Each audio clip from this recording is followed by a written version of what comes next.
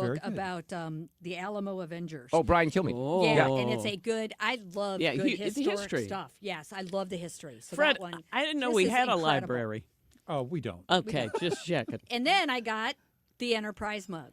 Not the Enterprise, the Entercom. Entercom, the former name of the company. Old company. So, I mean, this is like better than anything I put together. You're set. I don't know. I mean, the folder is everything. The folder is everything. Here, So, I'll yeah. take a picture. And by the way, did you notice on the front of the card what it said? Because we have, and we love Dave Klein, and you knew Dave for many years. Yes. He's producer emeritus. You are now Roundtable Emeritus. Which Jane I love Duker. that title. Right. That's a I love forever that title. Uh-huh. Yes, this is, and some people just go the extra mile. Thank you. I Well, do. I try. You've been awesome. We've had a lot of fun over the years. We're going to have a little bit more fun this hour. Sue's got Sue's News. Paul Hall has some stuff on entertainment. I was talking about this. I just sent you a text with the screen capture of the image from IMDb, but I was watching this documentary on HBO this week that was fascinating about this woman who killed 5 of her children, Andrea Yates. Yes. Back in, I think it was 2001. But she was like crazy and really crazy and a cult, kind of drawn into a cult. So I don't know if Paul's seen that, but that came out. There's There's more to that story. Oh, a lot more. You'd be fascinated. Really, it's a good documentary. It's a pretty easy watch. It's not the most polished doc on the planet, but pretty good. There's also another show that I just started that is set in England that I want to ask you about, but Paul will have those recommendations.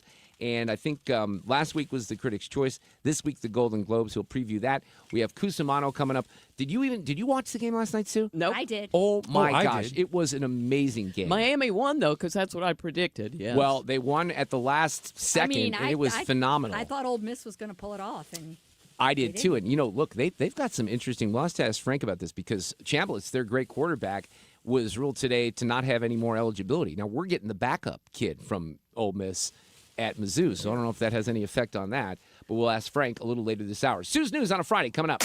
Traffic from the 97.1 FM Talk Traffic Center. On the roads, we've got a real slowdown going on westbound 6440. This is Kings Highway through Big Bend, and there was an earlier accident there. Eastbound 40 slowing at Big Bend as well, and that jammed up southbound 170 trying to make that merge onto 64. Now, westbound 70 looks good out of downtown, but there's some volume there. Highway A out through Wentzville. We've got 64, of course, jam Kings Highway through Big Bend. Then you get a break, and it slows again Highway N in the construction zone out through 70. And there's still some volume. They cleared that accident on eastbound 44 at the Stan Musial Veterans Memorial Bridge right there at Madison. But there's still some slowdowns there. Same thing, southbound 55 at Bates is slowing. And an accident on the Illinois side, westbound 5564 near the King Bridge split. I'm Sue Thomas, and that's traffic on 97.1 FM Talk, St. Louis Conservative. It's time for a $98 furnace tune-up. But my lips are turning blue. Are they fast? My darling, Jerry Kelly can install a new furnace tomorrow, no matter what day tomorrow is, even if we call late at night. You are my hero. They're fast and they're good and they got it going on. JerryKelly.com. I want to talk about the Missouri Athletic Club, and this is not related to the Jane that we have in the studio, but they're doing something called an evening with Widow Jane, because that is a bourbon. And at the clubhouse downtown on Wednesday, February 4th, which it's hard to believe, February is going to be here just in a couple of weeks. It's pretty cool. It's the Mark Twain Society and the Sportsman Club with an evening with Widow Jane Bourbon Rye.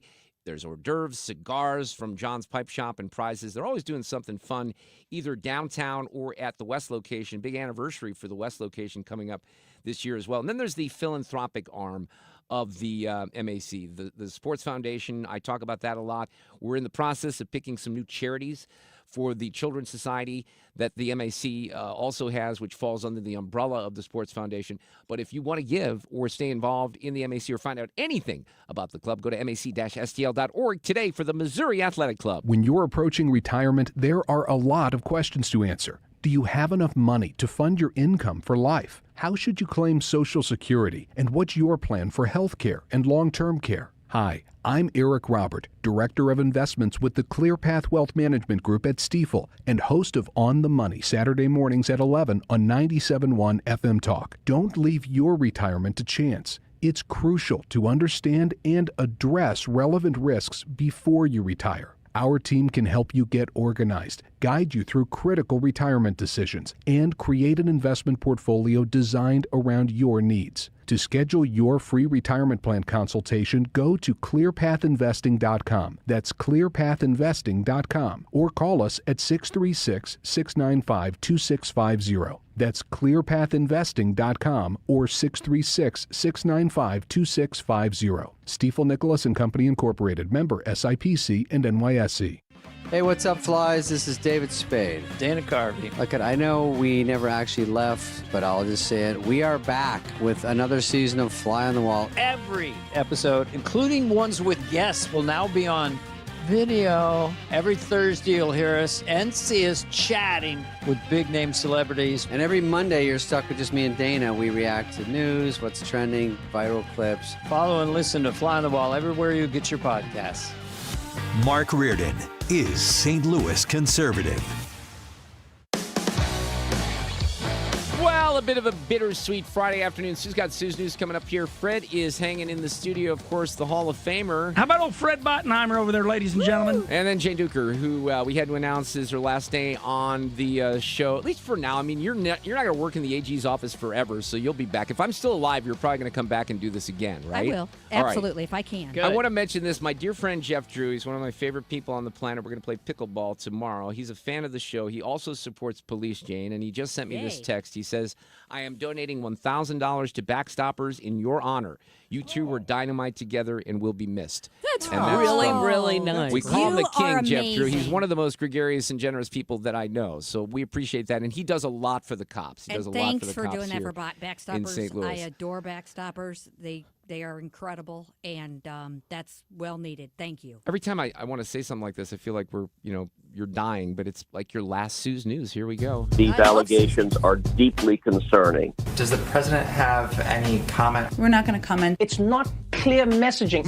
No. And now, Sue's News. Brought to you by Sue. Are you sugared up? Well, not yet. You're Not trying yet. to hold off. I'm trying to hold off. Okay. I want to start with just a thank you to Jane for sitting in on this hour and for just being part of everything in this 4 o'clock hour as well. It's just been a pleasure. So thank you. Thank you for me. We do as have a lot well. of fun She's on gonna Fridays. make me cry. Fridays are a blast. It Okay. is. Fish fries. Yes. Oh, yeah. Oh, Fred. Oh, I mean, that's going to be sad. When that comes, I am going to be. I mean, of course, I'll be. You're going to make an watching. appearance. We're going to get you at one of them just to yes. say hi. Come on. Okay. You have to come out and say hi to I us can for do sure. that. We'll save you a dish. Yes. On this day in history, we got some music here, Mark. Because it was 42 years ago today, in 1984, when Van Halen released their 6th album, which featured Jump, Panama, I'll Wait, Hot for Teacher. The album was in 1984. Great year. Relatively significant. Yeah. Truth be told, I like the earlier Van Halen better than the sure. 1984 post Van Halen, and I'm not a Sammy Hagar guy, but yeah, this was It's a little pop monster music, but I record. like it. And then Sue was mentioning, like, David Lee Roth's doing a tour right now. That should not be something people No. should be exposed to, No. ladies and gentlemen. No. Stay away. Is it hard to look at? No, it's hard to listen to. Yeah, you can't. Oh, that's Apparently, not it's a much double there. whammy. Right, exactly. That's a yeah. darn Mark shame. Cox is the hugest Van Halen fan and actually went to see David Lee Roth last year, and he said, I can't do that anymore. Yeah, no, I appreciate it. Okay, this will freak you out. On this day in history, 19 years ago, in 2007, Steve Jobs unveiled the iPhone. The iPhone is 19 years old today. Fred, your Wow. face says it all, right? I know. Wow. I mean, It changed the world. no, it did, but I'm like 19. yeah. Right? I mean, you feel like it's been part of your life Yes. forever, and it's really only been 19 years. I remember Yep. that the first. I was a little skeptical at first. I was I'm like, BlackBerry what's girl. going on? And then I got one in 2008, so it didn't take too long, but No. it was a game changer. For It sure. totally changed the way I work. Exactly. course. What'd you do before that, Fred? A Rolodex? Yeah. Yeah. Roll Wow. that- roll I still manila have my folders. Manila Rolodex. folders. Yeah. And emails, stuff like that. Well, Apple sold more than 1.2 billion iPhones worldwide from 2007 to 2017. It's amazing. It really is. And then, this is a sad one, but it was 4 years ago in 2022 when Bob Saget was found. that he had passed away. It seemed like longer than that to me and sooner, so I don't know what to do with that. The pandemic sort of blurs the lines. Yeah, it you does. know? Oh, no, we've lost huge blocks of time. Yeah. Anyway, that was 4 years ago. Happy Quitter's Day, huh? Oh, wow. Yes. Yeah, as I quit. Yes. Ouch. Yep. But it's the day you're most likely to drop your New Year's resolution. Oh, that's what they say. It only lasts about this long. Well, it is January 9th. Exactly. They say it's always the second Friday in January because we can make it one weekend, but 2 is just too much. Wow. I mean, I can't disagree with that. A study in 2024 found 80% of us start losing steam by Quitter's Day. So if your resolution is still going strong, all right, good for you. But a lot of people just say, that's it. I made it for 9 days. Same. Yeah. What's the point? I don't need any more pressure. You guys, I thought this was kind of a cute story. Okay, the upcoming Star Wars movie, Star Wars Starfighter, I mean, I don't care about that, but it will have a lightsaber duel that was filmed by Tom Cruise. It's a weird story. He was visiting the set and arrived in typical fashion, which means by helicopter. And they say that while the crew plays Mission Impossible, the theme. Oh, wow. They actually that's pretty awesome. And he lands a helicopter and gets out. Okay. And he was just going to visit, but director Sean Levy said he jokingly suggested that Tom get behind the camera and help film, and was surprised when he was into the idea. He picked up a camera, tried to get the perfect shot, and was, quote, up to his ankles in mud and pond water, ruined his very nice shoes. Sean says, quote, now when you see the movie, you'll know that part was shot by Tom. I mean, how cool is that? That is cool. That is really By the cool. way, Sean was my first director. I don't know if you know that. What? He was my only director, too. I was, what?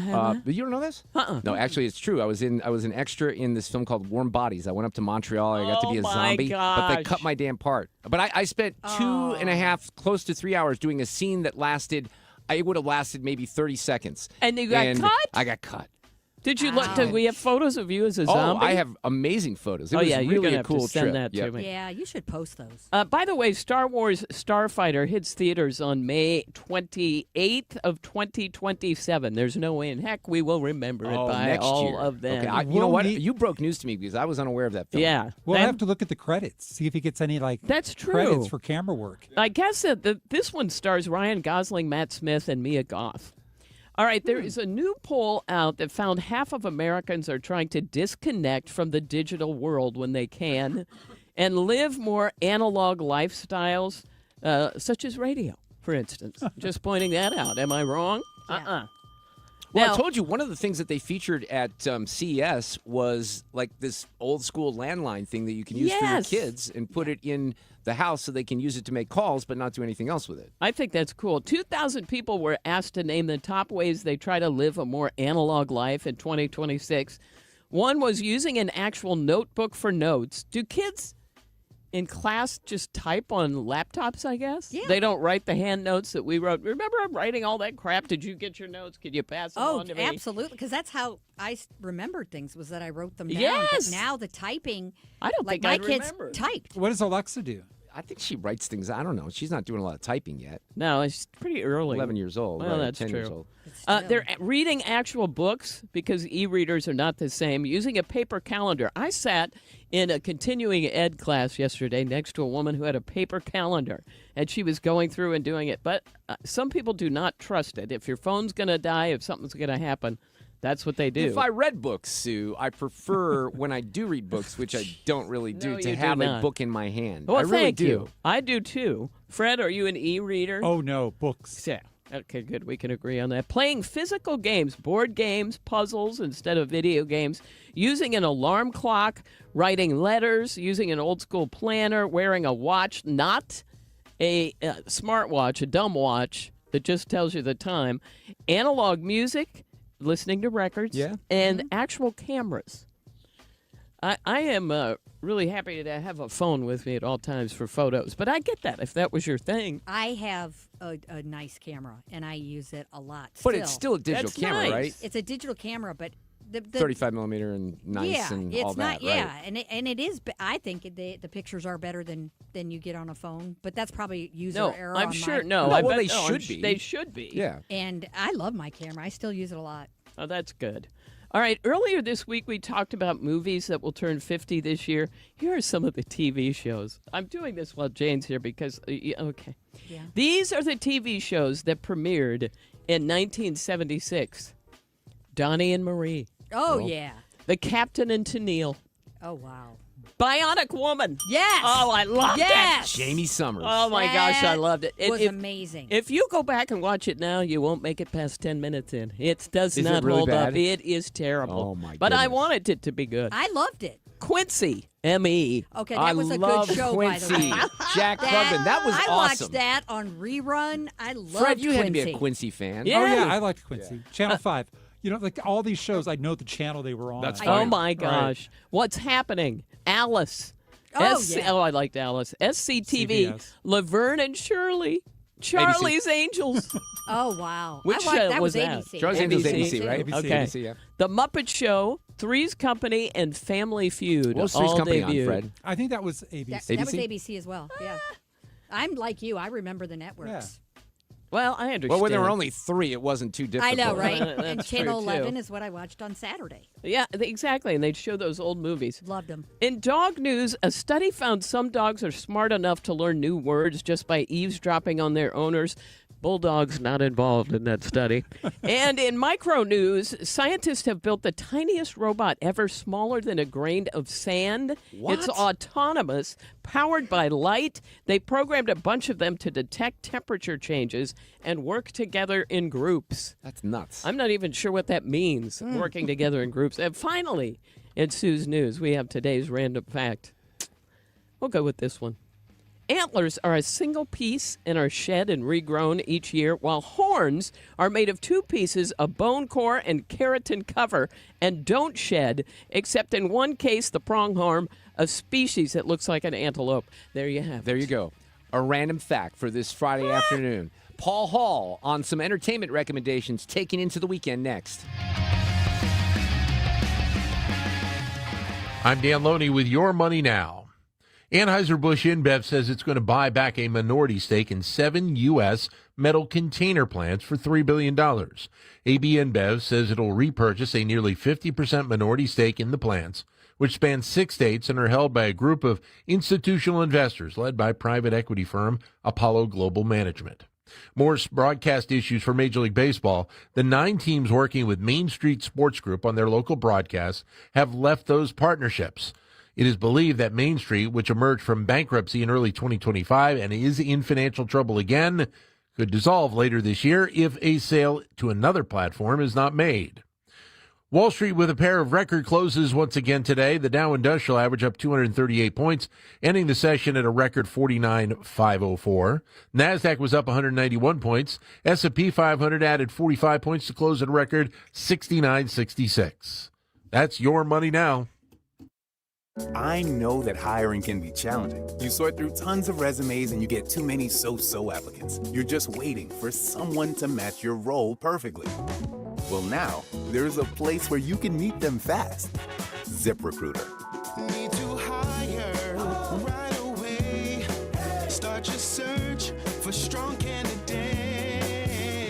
The right fit awaits. Build your team. Build it sooner. Meet your match on ZipRecruiter. Just head to ZipRecruiter.com/free right now to try it for free. And you're on your way to meeting your match. 4 out of 5 employers who post on ZipRecruiter get a quality candidate within the first day. So try it now. Go to ZipRecruiter.com/free. Once again, that's ZipRecruiter.com/free. Meet your match on ZipRecruiter.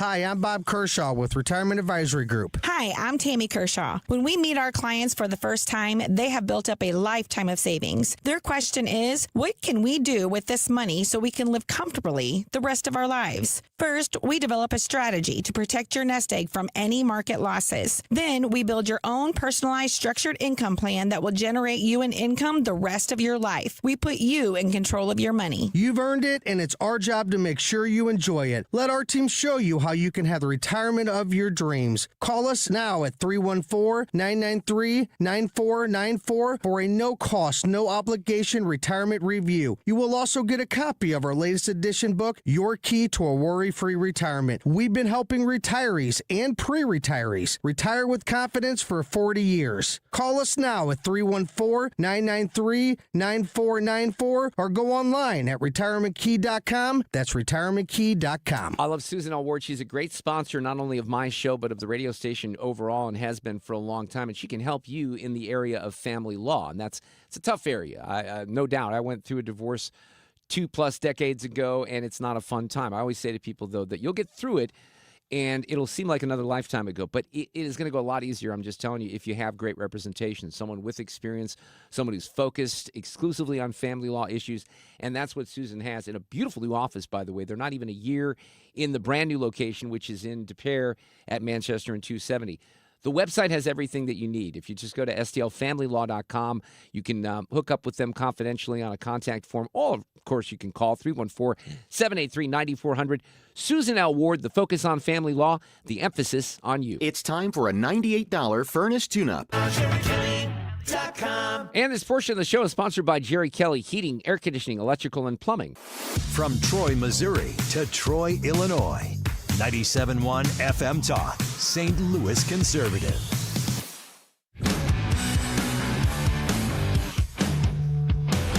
That's funny. Fred pulled out the manila folder from 10 years ago, and the roundtable panel included Jane, it was Brian Wabi, Tim Jones, but then you also took note that Paul Hall was here on that day reviewing The Revenant, which was a great movie. Wow. And that was 10 years ago, Paul Hall. How are you from Common Guy Films?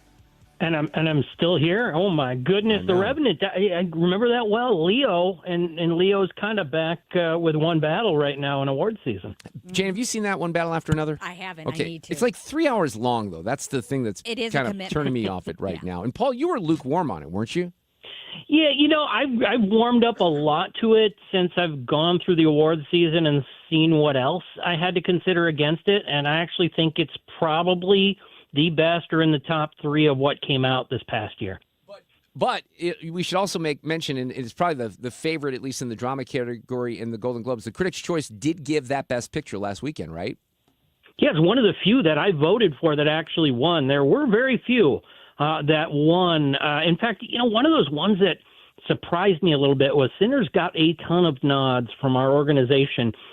And Best Actor didn't go to Michael B. Jordan. I thought Michael B. Jordan in Sinners delivered such a great performance to be 2 separate individual but the same people throughout the entire movie.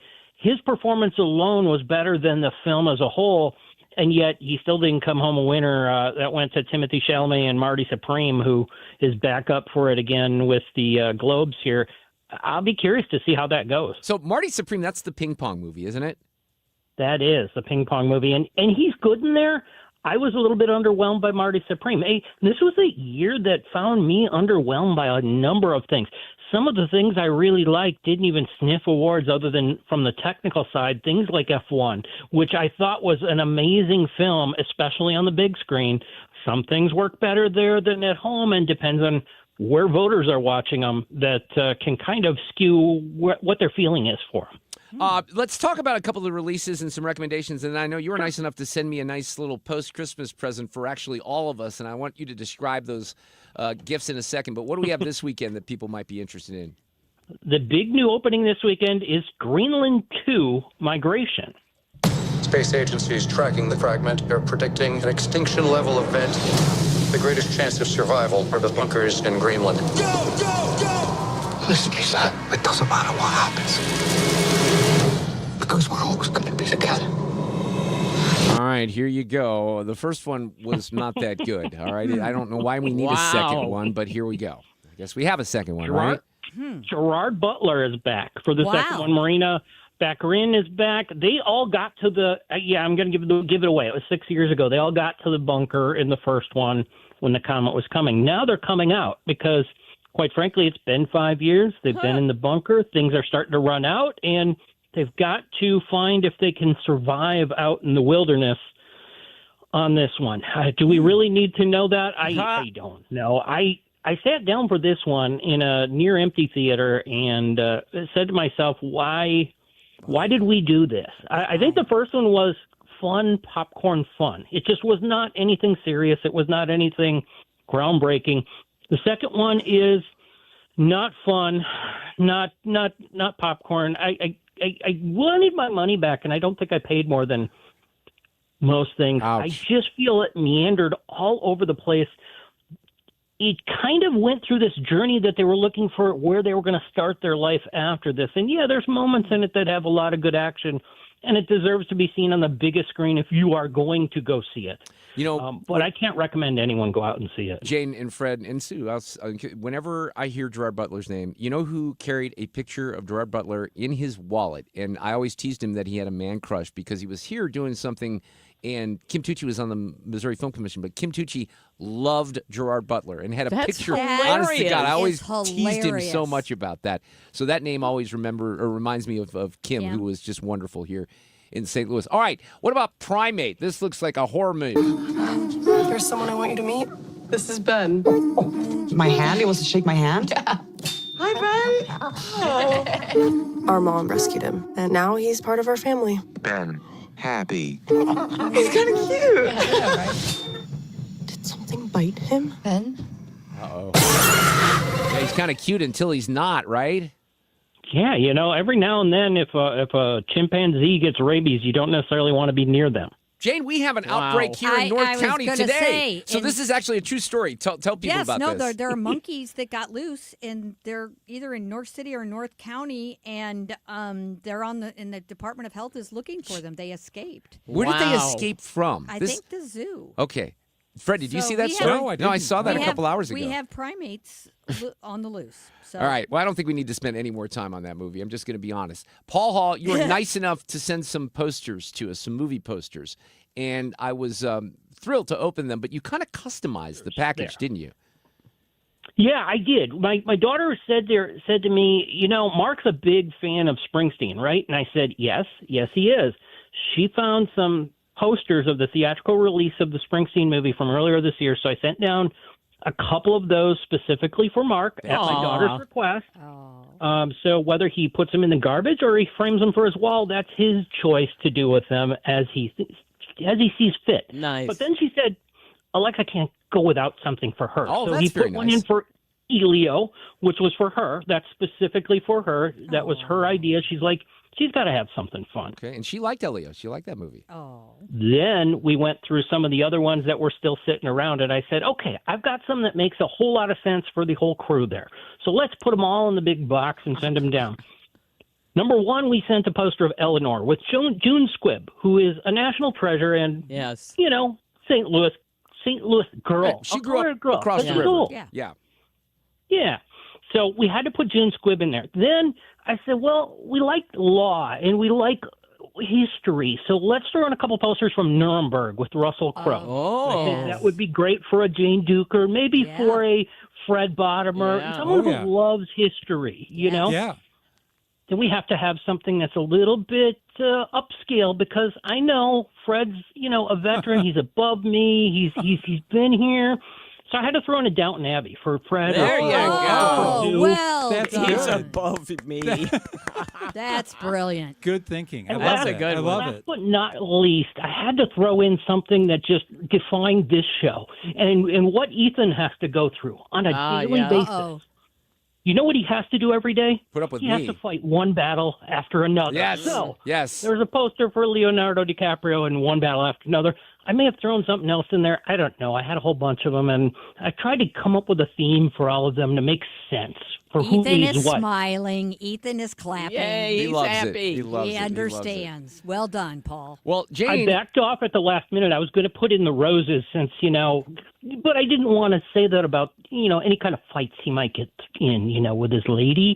And, so I took it out of there. That's very kind. one of the things that I've always been impressed by, and your new gig with the Attorney General might impede upon this, but you are a streaming madwoman. I am. And you watch shows so quickly. I don't know how you're going to be able to do that. Have you checked out, Paul? Have you seen this Harlan Coben's Runaway that's on Netflix that just started? It's on the list. I have not as of yet. I've been coming back to, I'll be getting a lot of those in the next couple of weeks here. I wanted to get back to Pluribus, which was producer emeritus Dave Klein's favorite show. Won some awards at the Critics' Choice, so I had to go back to that one. Got a couple others coming up, like Hijack, which comes back on this week. So how is Harlan Coben's? Well, I thought I've only watched like an episode and a half, but there is a character that is desperate to uncover the truth about where his daughter has gone missing. And the thing that kind of appealed to me, because I really don't know much about Harlan Coben and what he does, but Minnie Driver's in this, and he plays Simon Green, the character's wife, Ingrid, and I really like her. I've always liked her a lot, so I thought that was pretty good. The other one that I knocked out very quickly this week, and I will say, as many of these, situations are with the documentaries, this one could have been a 90-minute, you're in and out, but they made it 3 episodes. It's on HBO. It's called The Cult Behind the Killer, the Andrea Yates story. And this is a crazy story some of us might remember. I talked about it a little bit yesterday, where in 2001, this woman mother of 5 kids drowned her children, killed all 5 of them. But what this story does is it tells you the background of this guy, this preacher named Michael Warnke, who literally brainwashed this woman, and you come away with a completely different view of what she and her family went through. I'm not going to say it's still not bizarre. Like Rusty Yates, her husband, is weird. His whole reaction to this is very awkward when you see it, but it's a pretty quick watch on HBO Max, 3 episodes. Anything else you want to mention? Yeah, it comes from Investigation Discovery. Brought that one to us. It's gonna definitely take you through the story. The Jodi Hildebrandt story came back out. Yeah. Ruby Franke, we talked about that version a couple of years ago. Now we get it from Jodi Hildebrandt's angle with a new doc that's out. That's a quick 90-minute watch. Wait. Which story is that? You lost me. Jodi Hildebrandt.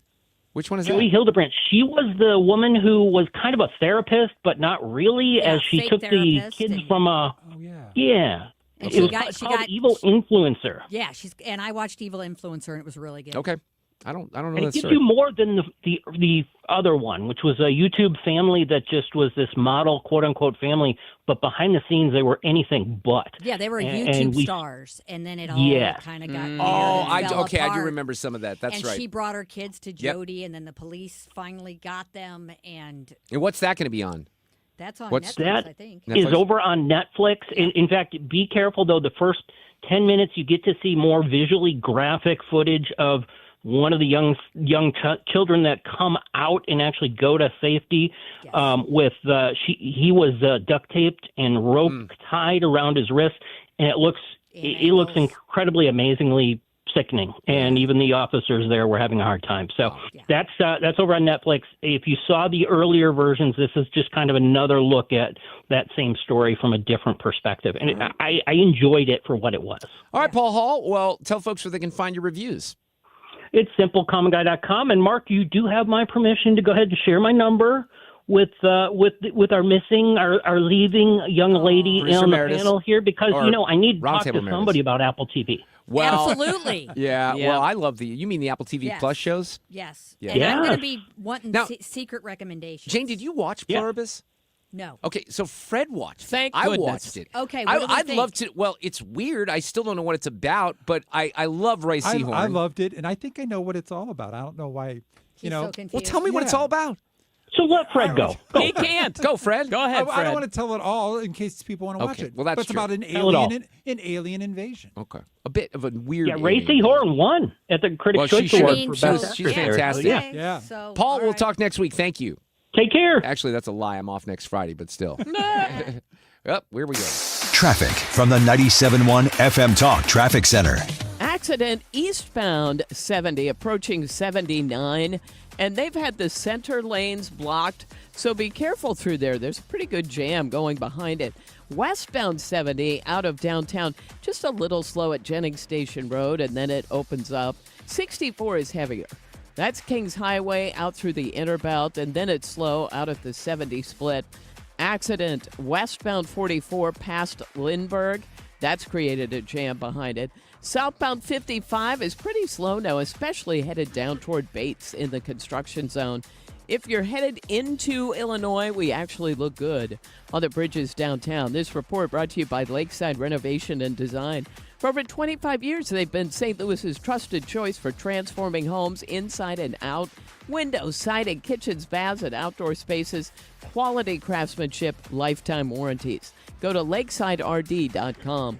I'm Sue Thomas, and that's traffic on 97.1 FM Talk, St. Louis Conservative. Sue, a bit of a monkey update. We referenced this. There were 4 monkeys that were on the loose in North City. They came from a residence, by the way, and they're considered exotic animals on the loose in the area of Redbud Avenue in North St. Louis. Now, they may have caught them by now, but you don't see that headline every day, do you? No. Hey, it's your main man, Jimmy Fallon, and I am headed your way. Saturday, January 24th at the Factory in Chesterfield. We are defunding the joke police. So grab your tickets at 971fmtalk.com/events, and I will see you in the loo. It's 2026. Time to get your home zero resified. 3 rooms of carpet clean, starting at just $119, plus a free hallway and 15% off regularly priced services when you mention 97.1 FM Talk. It's ZeroResSTL.com. We all have different ideas of the perfect retirement, but they all depend on the same thing: not running out of money.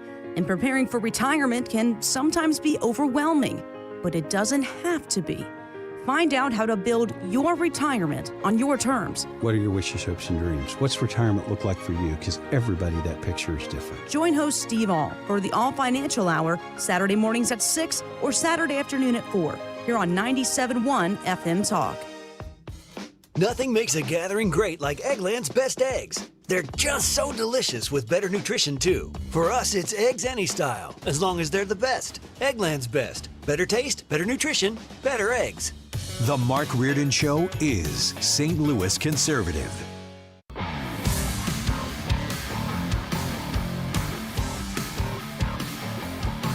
So we broke a little news at the beginning of the show in the roundtable because Jane Duker has accepted a role with Catherine Hanaway, and Catherine actually came on to make the announcement. Our friend Joe Holloman has now done a story about this over at the Post-Dispatch. It says St. Louis lawyer and Politico Jane Duker has landed a new job with Missouri Attorney General Catherine Hanaway.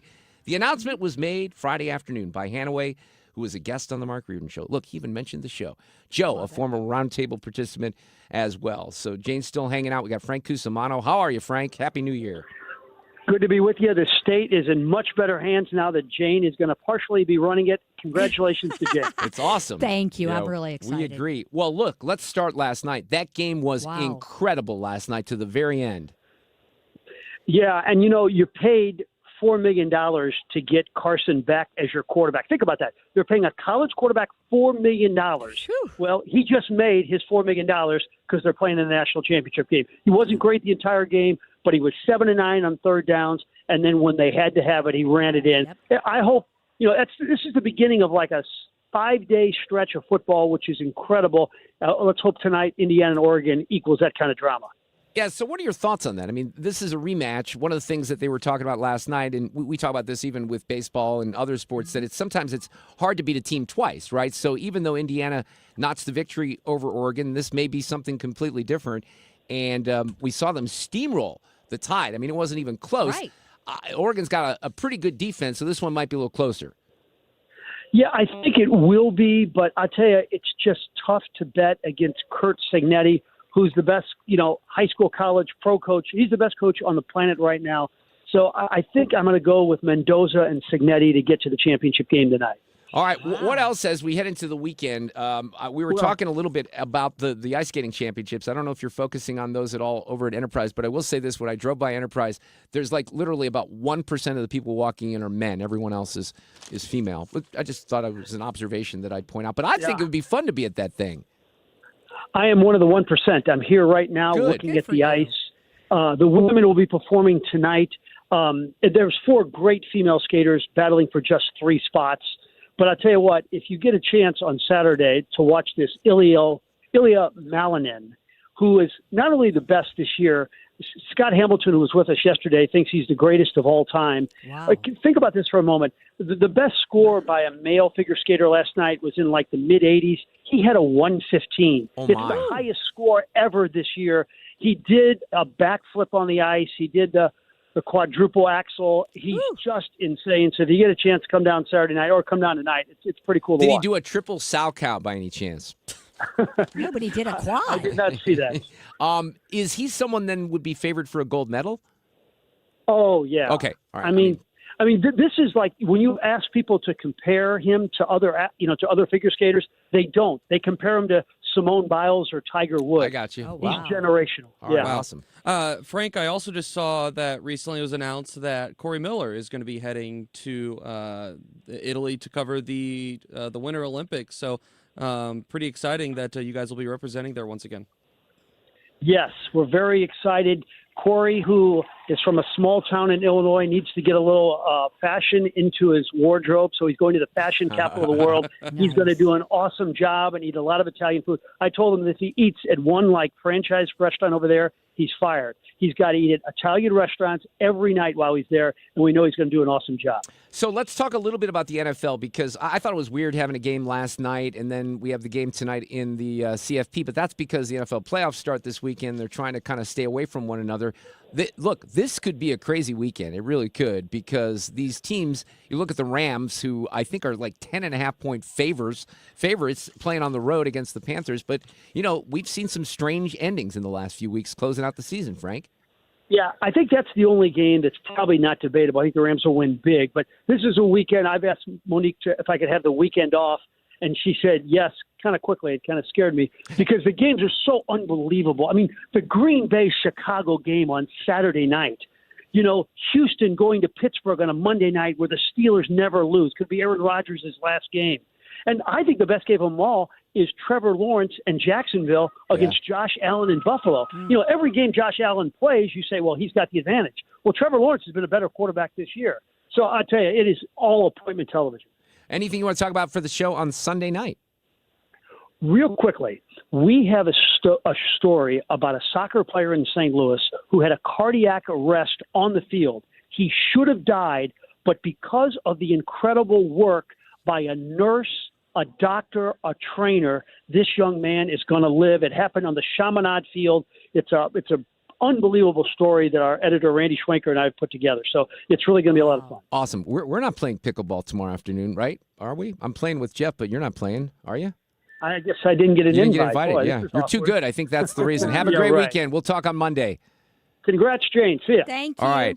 Yes, Jane, we will say farewell now to you after all these years. Did we put a number on it? Do we think it's 14 years? It's close to 14. As far back as we could figure it out. So recap the story. Catherine came on, and I've known about this for a couple of months. She came to me. I was very sad, but look, it's a great opportunity. I completely understand it. We've had a great run, but you're going to go work with Catherine Hanaway and get some S done, right? That's what I would say. I mean, that's the thing I love about her is she's fearless, she's principled.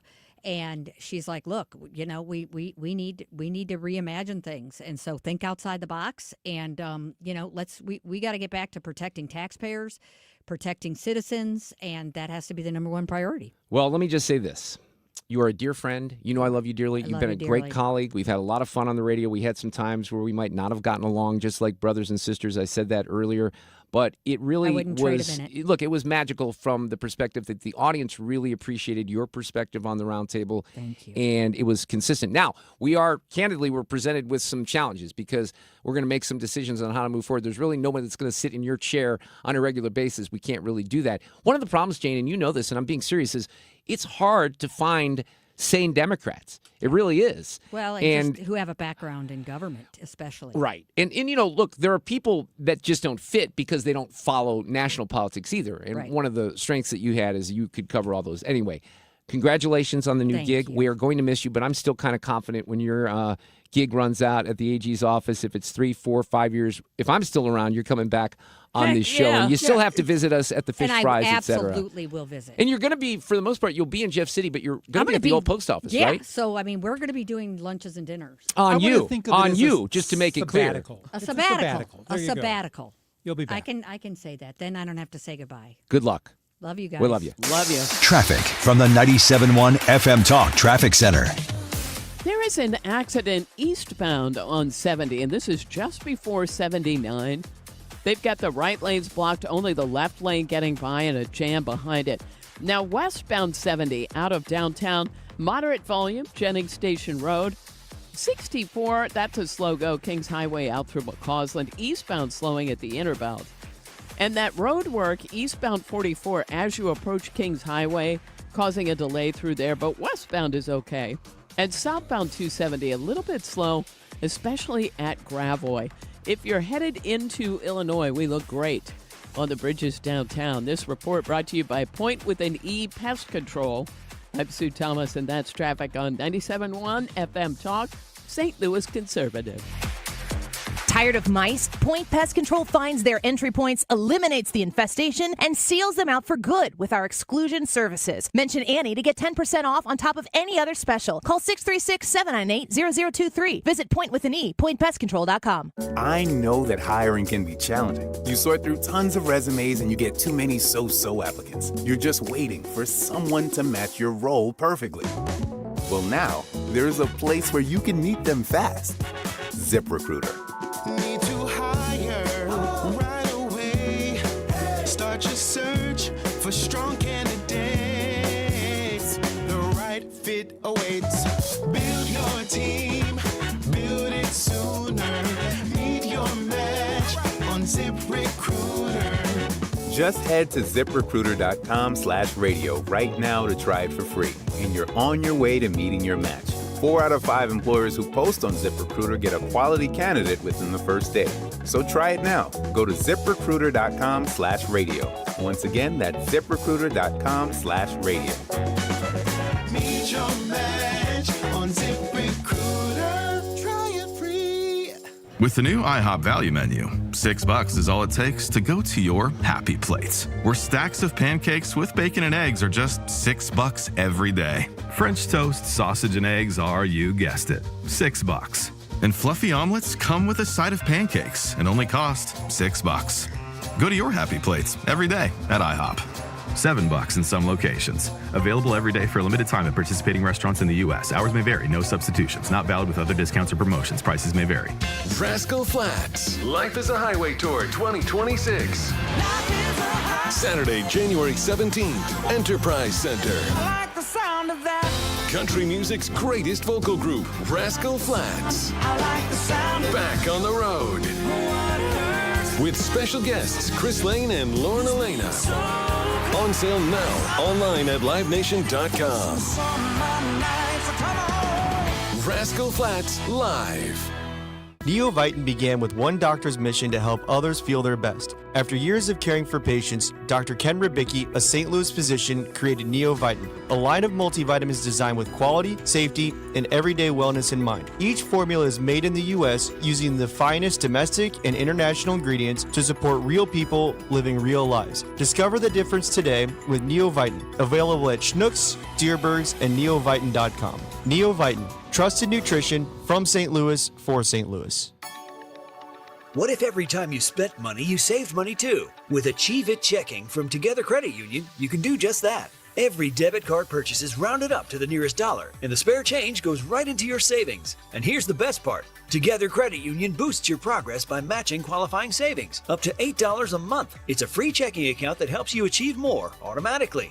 Learn more, or better yet, enroll today at togethercu.org. Together Credit Union, federally insured by NCUA. Hey, some new game-changing video that was taken by the officer who fired the shots at the woman in Minneapolis came out today. We're going to review it next. KFTK FM Florissant from the Kaufman Townsley St. Louis's Injury Lawyers Studio. Call 314-777-7777. That's 314-777-7777.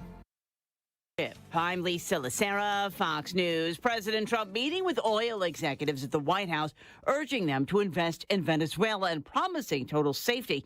Say they will not deal with Venezuelan officials, but with his administration. All of the companies here today are going to be treasured partners in bringing the nation of Venezuela back to life, restoring its economy, and generating great wealth for their companies and for their people and also great wealth for the American people. The White House is looking to secure $100 billion in investments to revive Venezuela's ability to tap into its petroleum reserves.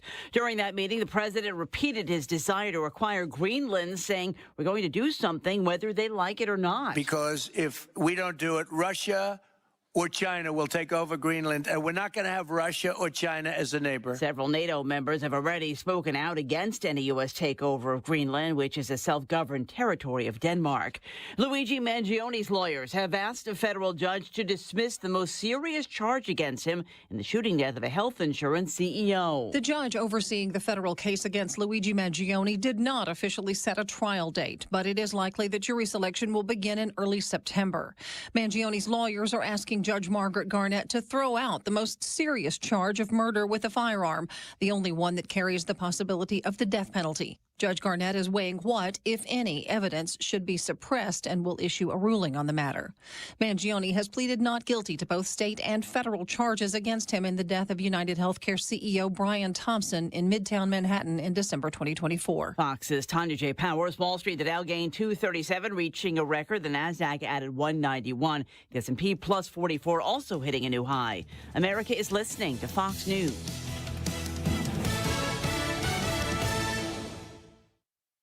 As a mom, comforting my family is what I do best. Vicks Vapor Stick provides soothing, non-medicated Vicks vapors in an easy-to-apply stick, and it dries fast, so there's no mess. I use it to comfort myself and my family. Thanks, Mom. Vicks Vapo Stick, soothing comfort for the whole family. And try Vicks Vapo Shower Max for steamy Vicks vapors when you need more comfort for yourself. Use as directed. The new year brings new health goals and wealth goals. Protecting your identity is an important step. Your info is in endless places that could expose you to identity theft, leading to lost funds. LifeLock monitors millions of data points per second. If your identity is stolen, our restoration specialists will fix it, guaranteed, or your money back. Resolve to make identity health and wealth part of your New Year's goals with LifeLock. Save up to 40% your first year with promo code NEWS. Visit lifelock.com. Terms apply. Air Comfort Service, heating, cooling, and insulation, weather.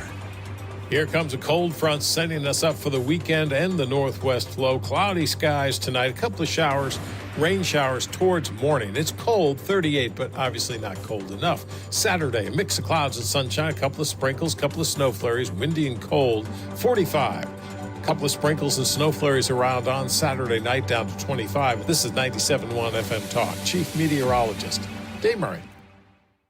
This hour of the Mark Reardon Show is sponsored by Gamma Tree Experts. Your trees deserve the best care. Call Gamma Tree Experts. This is the Mark Reardon Show on 97.1 FM Talk. Sue, I don't know if you agree with me. I feel like the first week of 2026 went by relatively quickly. We're already at the weekend here, so that's good. Maybe that'll be the trend as we move forward. I guess that's good. I hope so. I don't want know. the year to go slowly, but the weeks to go fast, if that's possible. Yeah, I think we would agree on that. I mean, I don't want to jump too far ahead, but you start thinking about this already being, mid-January, and then February gets here, and then, you're already into the year. So it happens very, very quickly. We have... Look, this is a crazy story that I saw in the Free Press that Johanna Berkman is going to join me at the bottom of the hour.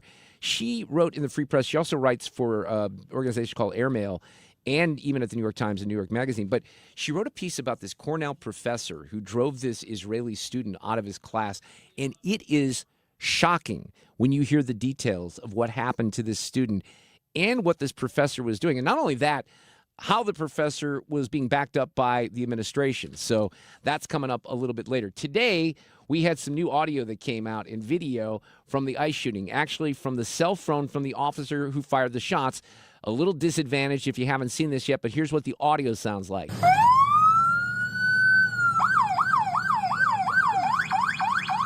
That's fine, dude. I'm not mad at you.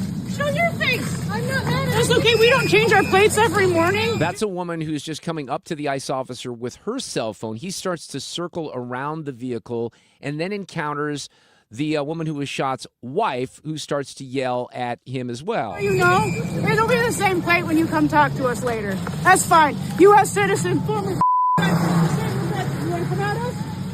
You want to come at us? I say go get yourself some lunch, big boy. Now, that's the wife of the woman. Charming. Where she's right. Yeah, she says, get some lunch, big boy. That's when things turn bad because she is reversing her car, and you can hear the wife saying, go, baby, go. There's some people that are trying to deny that she accelerated. I mean, I don't know how you can do that, even up to today, but now there's no doubt. Go ahead. Out of the car. Get out of the car. Get out of the car. Yeah, see, that's the sound of the cop being hit. You know, all the people saying that he was not hit. Well, he was struck by the vehicle. Now, we talked about this on the roundtable. Steve Butts didn't really give too much of even a centimeter, but I think this is completely a game changer in this whole situation. If this was out a couple of days ago, I know you've still had people on the left that would call it murder, but let's get Tim Fitch on here, former St. Louis County Police Chief, former St. Louis County Councilman. He is a law enforcement expert. He consults all over the planet, actually. So, Tim, we talked a couple of days ago.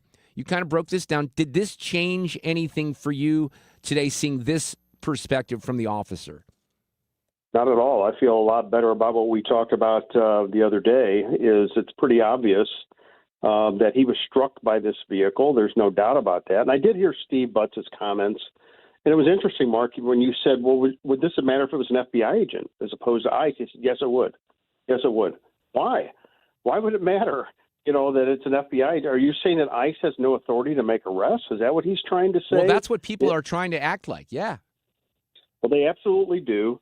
They absolutely are law enforcement. They are police officers enforcing federal immigration law, and that includes if you interfere with their duties. And that's exactly what she and her wife were doing, is they were interfering with the duties of that officer. And when he orders them out of the car, which they can do, instead she puts it in reverse, then in drive, and strikes him, and at that time he fires.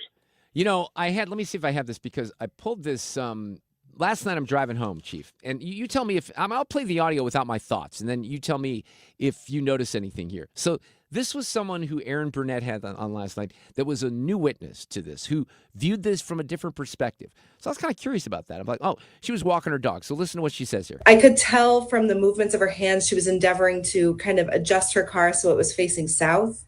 And as she began to accelerate her vehicle, what the agent standing next to the driver's side window and who was yelling at her through the window extended his arm and fired his gun multiple times. Now, perhaps she misspoke, but the guy who was to the side of the vehicle where the open window was not the shooter. So she's completely discredited. Aaron, and by the way, she said that twice. So if she misspoke twice. She also used the word accelerate about 3 minutes after Aaron Burnett did this monologue about how there's no evidence that the car was accelerating, which is utterly ridiculous. I mean, you could say a lot of things about this, and I get it. Some of it's nuanced, but the car was accelerating. That's not disputable. No, not at all. It's not disputable. And I don't know that the new video that came out today, Mark, really changes any minds. I think if you were predisposed to believe that ICE is going to be wrong no matter what, that didn't do anything. You just ignore it and you continue with your narrative like we've seen in Minneapolis going on with that. So I don't know that the new video does anything new. I guess the question, I had this for Steve too, but for people out there, and I know there's plenty of people probably listening that think that this was murder, I would ask them, not that this woman deserved to die, but Chief, I would ask them, who in their right mind, after dropping off a 6-year-old little boy at a daycare with her wife, then goes off to thwart the operations of federal officers, which she's been doing on a regular basis. I was a little bit new to this whole whistle thing. I guess that's their deal. They blow the whistles when ICE is in the neighborhood. So they're out there, they're harassing the officer. She literally waves a driver past her who is not an ICE agent. Then she pulls her vehicle specifically in front of the other SUV. That's when the officer who fired the shots starts going around the car with his cell phone and recording what's going on. And it becomes very revealing when he gets to the front of the car. So you're right. Maybe it doesn't change a lot of minds, but I do think there's some people out there who may have had some questions about whether or not this was justified that will see this and they will change their mind. Maybe a small percentage, but I think some people will. Yeah, it'll be interesting to see. I still believe the officer is going to be indicted in Hennepin County, Minnesota. They're still going to proceed with that. And what's interesting, Mark, is even though the charges will be dropped when it gets moved over to federal court, is if assuming that the Republican administration in Washington is out at the next term, is you could have another like, Obama, Eric Holder come in, and Eric Holder's Department of Justice then indict him, because there's no statute of limitation on these kind of, if it was a crime. So if it was a murder, if it was a manslaughter, there's no statute of limitations. So this ICE officer is going to be at risk really from here forward. Is there anything that the president can do as far as pardoning him in advance of charges or not? Sure. Yeah, he can pardon him, but that's for federal only. Not state, right? That's right. You can't pardon for state charges. And in Missouri, for example, you can't pardon in advance. It's only after a conviction. So I don't know how Minnesota is, but that's how it is in Missouri. So he would have to be convicted of a state charge. But I think that's highly likely to happen in the future, just for somebody to prove a point in Minnesota. Yeah, unfortunately, I mean, that guy's life is going to change dramatically, and I think he has been identified, and that's what they do. They dox these guys. Look, Chief, I don't know if you and I have talked about this specifically, but I will tell you that, candidly, I've said this before, I am not a fan of these guys wearing masks. I think that kind of feeds into the narrative that the left has about the Gestapo and all that. On the other hand, I do know that these guys are targeted. Look, this is a perfect example of why they do that, unfortunately. Yes. I hate to defend it, but they have people that are following them. Now, I saw some video today. I think this one was from Portland. There was a woman who was following an ICE agent. This ICE agent went up to her and said, "Ma'am, please stop following us. Don't have a bad day." And she was jawing at him and talking back. They want to fight. They want more fights. I have Axios reporting today. You tell me how you react to this, Chief. This is stuff that Axios is reporting from people in the basically in the Democrat Party who aren't happy with what they're doing right now. Here, our own base is telling us that what we're doing is not good enough, that there needs to be blood to grab the attention of the press and the public. That's one lawmaker. Here's another one. A fourth House Democrat said constituents have told them civility isn't working and to prepare for violence to fight to protect our democracy. A fifth House Democrat told Axios that people online have sent me crazy blank, told me to storm the White House and stuff like that. Though they added there's always people on the internet saying crazy stuff. So there are a fair amount of people in the Democrat base right now.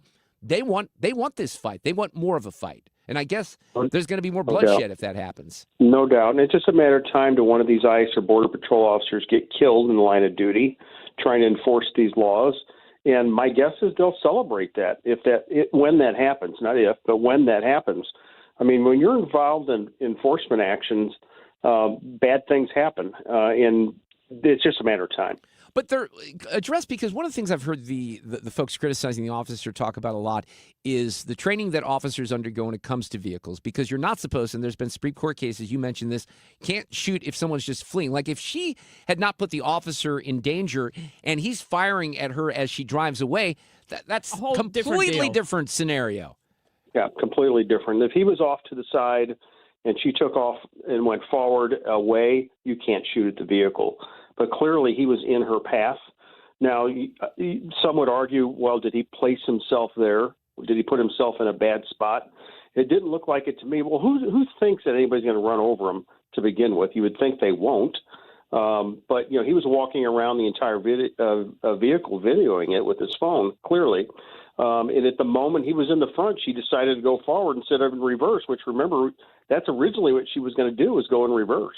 Yeah, absolutely. Well, listen, thank you for jumping on here with me this afternoon on the topic. Did you hear the news with Jane this afternoon? I'm guessing you did. I did. Yeah. I did. Happy to hear it for her. I hate to see her leave 97-1, but happy for her and that she could go work with this, who I think is a pretty good attorney general. Absolutely. All right, Chief, thanks a lot. I appreciate it. Take care. Have a great weekend. Take care. All right, enjoy. Let me get to a little audio breakdown of this. Paul Morrow, who could not join us today, who's always great, but he was really bogged down in some Luigi Mangione stuff. He broke down this video. First of all, some of us who have been seeing the other videos have been noting that the officer who shoots appears to be holding his cell phone up in his other hand. So I assume that's the video that we're all viewing now. A number of us have been waiting to see that video because the feeling is that that gives you the most honest perspective of his vision into the incident, how it looked to him. So I think that this is very important for the officer's side of the case here, which is that from his perspective, you see a number of things going on. Number one, they're being extremely combative. Number two, the partner, that is, as you noted, on the passenger side, is not even in the car yet. when the car accelerates towards the officer. You also hear the officer or somebody yell, "Whoa," something like that. So very clearly it was a surprise. All of those things go into the totality of the circumstances, which is the metric legally that's used to assess these things for whether or not they should be deemed criminal on the side of law enforcement. So just to give a little bit more description to that, if you haven't seen the video, because the officer is kind of going around the car, and then he ends up having in his video the wife of the woman who was killed. And she's being combative, and then she tries to get into the vehicle. She's reaching for the handle, not unlike, about the same time that the officer is reaching for the driver's handle, she's reaching for the passenger handle because she's preparing to get into the car. But then she goes, "Go, baby, go." And she, it tells her to drive. Emphasizes that she should Hit the drive gas. off, and she does hit the gas. So Paul's point here is it's good that the officer recorded. They are rolling out body cams for ICE officers, because they're aware that this could be the kind of thing that you want to capture in incidents like this. This officer apparently didn't have a body cam, but had the presence of mind to have his camera out during the incident. So he was cognizant of the fact that he was in a highly charged circumstance, and he definitely sounds surprised when this comes at him. It does sound like an impact. So look, while it's not fully dispositive, none of us know what it was like to be there. The idea that I've been saying, and as have others, that in analyzing this, you have to narrow the analysis to that split second when the officer has to make a decision, when he has to make that choice about what's happening and what he needs to do to defend himself. I don't think there's any way to see it other than the idea that this video would seem to cut his way and help his case. Obviously, the country is divided on this. And you know what's interesting? Law enforcement in cities are divided to a certain extent. You have, this surprised me, here's a police superintendent in Chicago named Larry Snell. Federal agents, ICE, HSI, are officers. They are agents of law enforcement. If you box them in with vehicles, it is reasonable for them to believe that they are being ambushed and that this could end in a deadly situation. Holy smokes. I hope that Brandon Johnson didn't hear this, because that police officer is going to get fired in Chicago for talking common sense. And it's reasonable for them to use force based on those conditions. Do not box in any law enforcement officer. It's pretty common sense, right? I would think. But she didn't deserve to die for it. Well, of course she didn't. But she brought it on herself. She really did. Now, keep in mind, that surprised me because it was Chicago, right? Wow. I would not have expected that from Chicago. This one does not surprise me. Rochelle Bilal, who's the sheriff in Philadelphia. I'm Rochelle Bilal, the sheriff for the city and county of Philadelphia. And I say her name, Renee Good. Renee Good. Renee Good. Renee Good.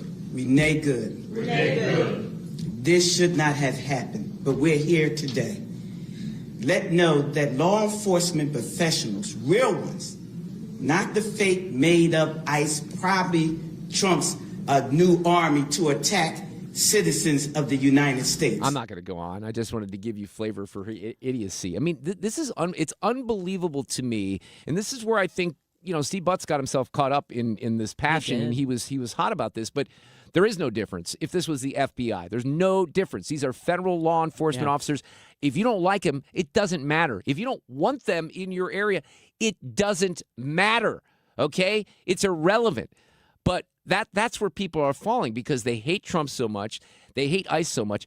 Now, I haven't heard anyone mention the horrors that some of these criminals, including many in Minneapolis, have put people through, and some of the descriptions that ICE has to go through. Look, Chris Clem, former Border Patrol agent down in the Yuma sector, chief, was on talking about some of the things that he's witnessed over the years with some of these migrants. So the American people elected the president to do something about illegal immigration. The other thing that's fascinating to me is the coverage of this indicates you'd think that we didn't let 12 million people cross the border over the last 5 years. They act like that didn't happen with the Biden administration. Why do you think this is going on? You think ICE would be in all these states or in all these cities if Joe Biden didn't do what he did? Of course they wouldn't. Traffic from the 97.1 FM Talk Traffic Center. Been an interesting commute tonight. Now, westbound 70 looks fine out of downtown, but eastbound is slow. and that's approaching 141 through almost 270. Then westbound is fine. It's just a little slow at Wentzville. We still have volume on westbound 6440. That's approaching Hampton. It goes out through McCausland. Eastbound slow on either side of 170. But then you get a real break. And westbound traffic doesn't bog up again until the construction zone right at 70. Now, southbound 270, moderate volume at Ladue Road and at 44. 55 is slowing. And this is mainly as you approach Bates in the construction zone. But we look great if you're headed into Illinois on the bridges downtown. I'm Sue Thomas, and that's traffic on 97.1 FM Talk, St. Louis Conservative. Oh, let's talk about Morelli Tuck Pointing here in St. Louis because they are outstanding. I've known John and Cindy for a long time. Their daughter, Deanna, and her husband work in the business, family-owned and operated, and they do all things related to masonry. They're the masonry specialists here in the city of St. Louis. They're the best. So if you're looking at some, work that might require expertise and skill, and that's something that you really have to have with masonry work, and they've been doing this for 31 plus years. I like to call it the little swipey thing. If you go online to MorelliTuckPointing.com, you can see just by putting your finger on your phone or your iPad like I'm doing right now, the before and after pictures of a chimney, for example, just falling apart, looking really, really run down. You don't want that on your home. Have Morelli come in and really clean that up. It will look brand new. 314-645-1387, the website, MorelliTuckPointing.com. That's MorelliTuckPointing.com. Mark Reardon, Sue Thomas. Hey. This is the Mark Reardon Show.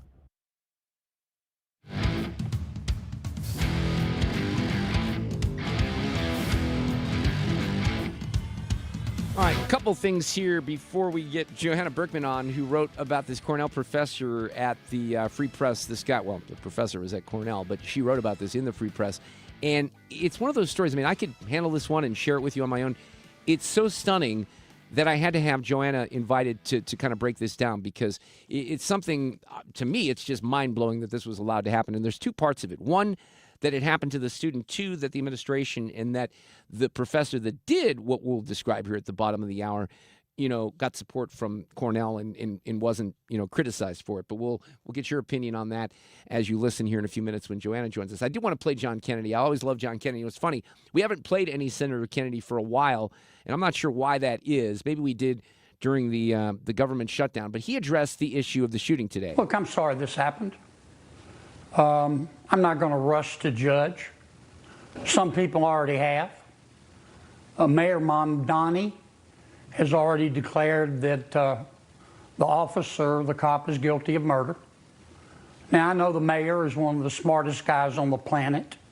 If you don't believe me, just ask him. But he wasn't there.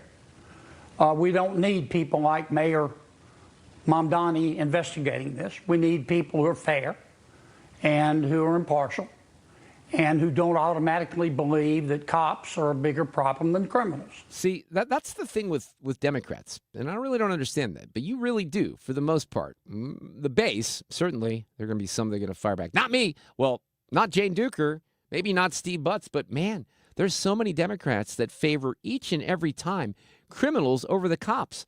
I'll give you credit, Democrats. You're kind of consistent that way.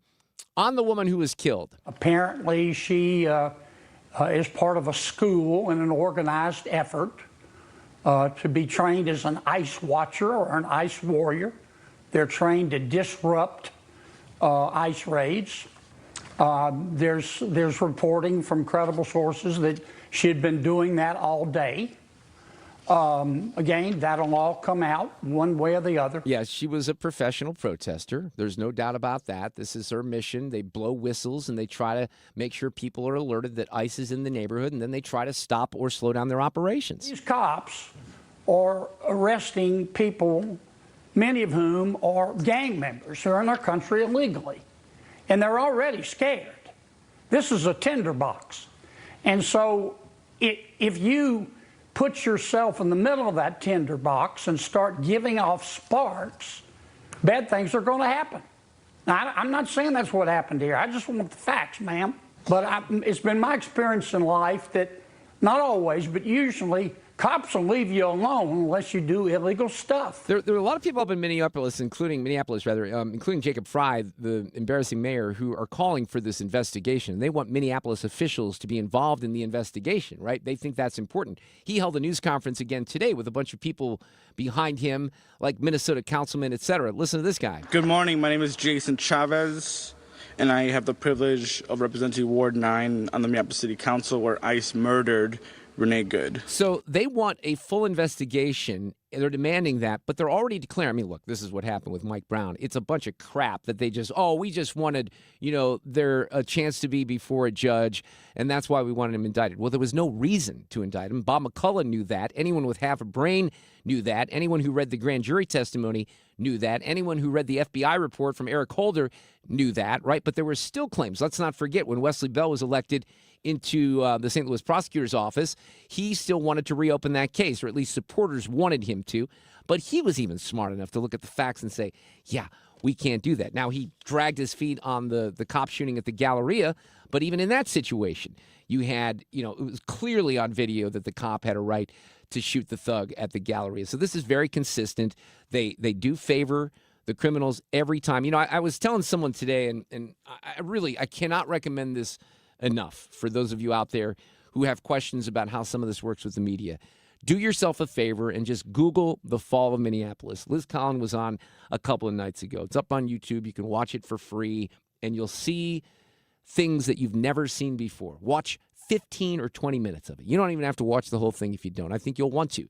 You'll see a traffic stop from years ago, years before George Floyd was murdered by Derek Chauvin, where he's saying the same thing. I can't breathe. I can't breathe. The same stuff he said on that street. Derek Chauvin should not be in prison right now. And I'm basing that on the video evidence that I've seen in that movie that is undeniable. It was a terrible accident, just like this. Did he deserve to die? He did not. Did he cooperate with police? He did not. Traffic from the 97.1 FM Talk Traffic Center. Westbound 40 is still lined up, and this is Hampton out through McCausland. Eastbound slows approaching 170 through Big Bend. There was an accident on Manchester, and it looks like we had lanes blocked in both directions. And this is between Geyer and Bope Roads. So if you're in that area, that's what the delay is. 70 eastbound, an accident reported approaching 270, a slow go there. And we have things looking great if you're headed into Illinois on the bridges downtown. I'm Sue Thomas, and that's traffic on 97.1 FM Talk, St. Louis Conservative. I had a great conversation to start my week. Well, it was a great conversation, not on the greatest topic, with Mike Reynolds over at Michael's flooring outlet. IGotFloored.com is the website. I have, you probably heard about my puppy, Max. We got him in June, at the beginning of June. He's almost 10 months old. Next week, which is kind of hard to believe. Actually, it's MLK Day. He will be 10 months old. He's decided to chew some holes in the carpeting, which is just thrilling. My bunny's done a little damage in the basement, so I called Mike and I said, look, I need some opinions on what we need to do here in the basement. I have part of that area where my bunny is, and it has hard flooring, but if I put hard flooring all over the basement, that's going to ruin my acoustics, as Mike has told me. And that's like one of the small reasons, and maybe a nuanced reason, to trust professionals and experts like Mike Reynolds and his team at Michael's Flooring Outlet. Just little nuance, the expertise, the level of knowledge that they have just from being in this industry decade upon decade. Go to the website today. Make an appointment. Request an estimate. IGotFloored.com. They're open every day of the week in 3 locations, except for Sundays, in Darden Prairie, West County on Olive, and the legendary store in Old Town St. Peters. I'm John Morgan of Morgan & Morgan. One question I'm always asked is, how did you become the largest injury firm in the world with over 1,000 attorneys and $25 billion in verdicts and settlements? One way was our financial strength. Medical malpractice is the 3rd leading cause of death in America. To prosecute a typical case costs up to $250,000 in case cost. We advance them all. Product liability cases can have similar costs with an army of lawyers on the other side. Automobile insurance companies have the resources to fight. Guess what? So do we. Many law firms simply may not have the financial firepower to work up your case the way you deserve. And we don't charge by the hour. No recovery, no fee. If you have a question about your case or wish to become a client, go to forthepeople.com on your mobile device or computer. 24/7. It's that easy. Morgan & Morgan.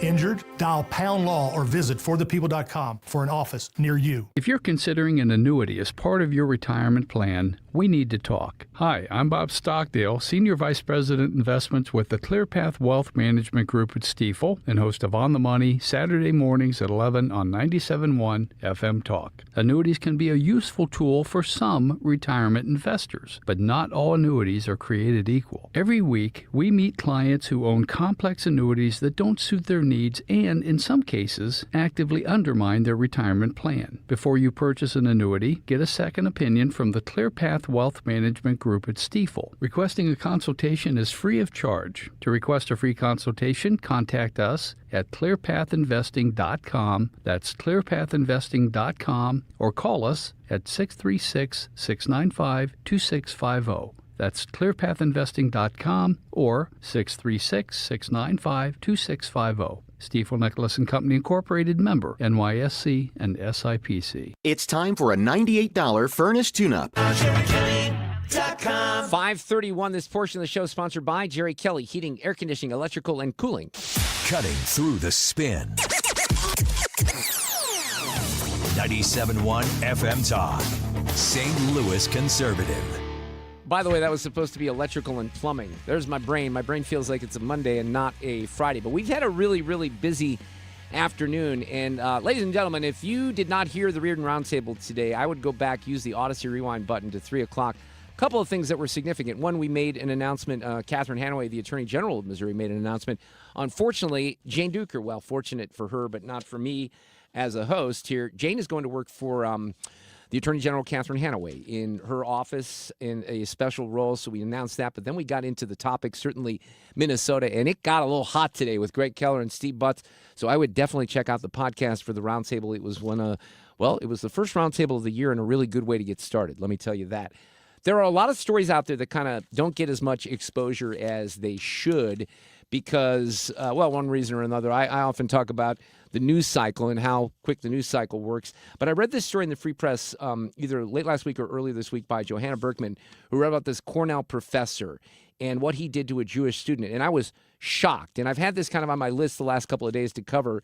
But Johanna's been nice enough to join me tonight to explain this story. Hi, Johanna. How are you? Welcome back to 97.1 FM Talk in St. Louis. Thanks for coming on. Oh, thank you for having me. A pleasure to be here. This is a stunning story. I mean, when you see all the details here, this is a Cornell professor named Eric Scheifetz, and he has a Jewish student in his Gaza Indignity Resistance seminar, and things don't go very well, do they? Exactly. It's a fascinating story because while there are a lot of stories about professors and discrimination and anti-Semitism, what this student, who was Israeli, an Israeli Jew named Oren Renard, he had a recording. And New York is a one-party state, so one person can make a recording without the other person knowing. And, he took this class. He was the only Israeli Jew in the class. And at the second time he went to class, I think it was the third class, he raised his hand to correct what he felt was a misinterpretation by the professor about something to do with the, with Israel on October 7th. That's all he did. He raised his hand a single time. And at the very next class, the professor said at the very beginning, I'd like to speak to you after class. And he thought, wow, what's that about? And he was really suspicious. And he had a feeling something bad was going to happen. And he just hit record on his iPhone. And that is how he had, proof of what the man had said to him. And, if he hadn't made the recording, I don't know that people would have believed how blatant the discrimination was. And, what the professor said was, I don't want you here. You're Israeli. I don't need to hear your viewpoint. This is a Gaza class from one point of view, from the Palestinian point of view. You should go take a pro-Israel class. Yeah, so I want to read the quote here because The exact quote is, "Don't come into this course and spoil this for these other students who want to be able to air their views in an atmosphere where their views are not welcome," by the way, and that's Cornell University. If this is any person, any study, then respect that. Have the decency to respect that. So he says, I think I sat there kind of silently. And Chaffetz, the professor, actually says, "I don't want your silence. All your silence means is you're thinking to yourself, what a bunch of blank this all is. It's not a respectful silence. It's a surveillance silence. It's a surveillance silence by someone who comes from a much different perspective. Fine, but we don't need it here." Basically says, you're supporting Israel's stance on Gaza. We don't want you here. You're not welcome. Yes, which, of course, flies in the face of the very idea of free speech, debate, and education. The idea that we will just wall ourselves off from any point of view with which we don't agree. Having students with different points of view in a class is what, should be welcome, because it's through debate and interrogation that we learn. When you wall off points of view and kind of curate who is and isn't allowed, which in this case was illegal. You're actually not allowed to discriminate due to Title VI on nationality. You prevent education. What you accomplish is indoctrination. And that was what was so stunning to me about this story. It was just so blatant. And the fact that a professor thought he could do this, he's obviously felt very comfortable. This was done to the student's face. The student had spoken a single time. And I think what that tells you is that this, is probably a tip of an iceberg. Oh, I know it is. Are there absolutely. Throughout American higher education, which is a frightening thought.